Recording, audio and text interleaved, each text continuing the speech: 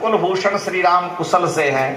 तो किम सागर में खलाम, सागर जिसकी खाई है, ऐसी लंका नगरी को महीम माने इस मही को, पृथ्वी को, दहति कोपे न, अपने क्रोधाग्नि से जला करके खाक क्यों नहीं कर देते।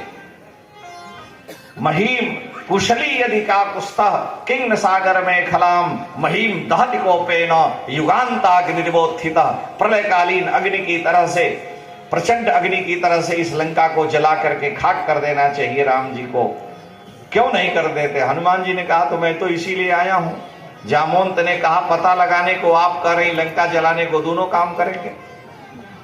आपकी भी आज्ञा का पालन और भगवान की भी आज्ञा का पालन। सेवक तो वही है कि स्वामी की आज्ञा का पालन करे और स्वामिनी की भी आज्ञा का पालन करे। हनुमान जी महाराज जानकी जी को सारा समाचार दिए, मुद्रिका दिए और कहा कि हे मां, भूख बहुत लगी है, जब से चले हैं तब से कुछ खाने पीने को नहीं मिला है। जानकी जी ने कहा कि सुन सुत, हे हनुमान जी सुनो, बहुत से राक्षस रखवाली करते हैं, उनका भय। हनुमान जी ने कहा उनका डर कोई नहीं, आपकी कृपा रहेगी तो कहीं डर नहीं है। सुन सुत करें विपिन रखवारी, हनुमान जी ने कहा तिनकर भय मोहि माता, माता मोहि नाही, जो तुम सुख मानो मन माही।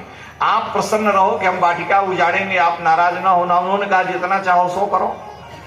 हनुमान जी गए, फल खाए तर तोरई लागे। हमारे यहाँ साधु शाही भाषा में, आपको लोग तो मिर्चा बोलते हैं, हमारे यहाँ मिर्चा को लंका कहते हैं। अयोध्या में संतों में मिर्चा को लंका कहा जाता। हनुमान जी देखे कि पूरा पीला पीला गोल गोल, इतना, पहले तो जो एक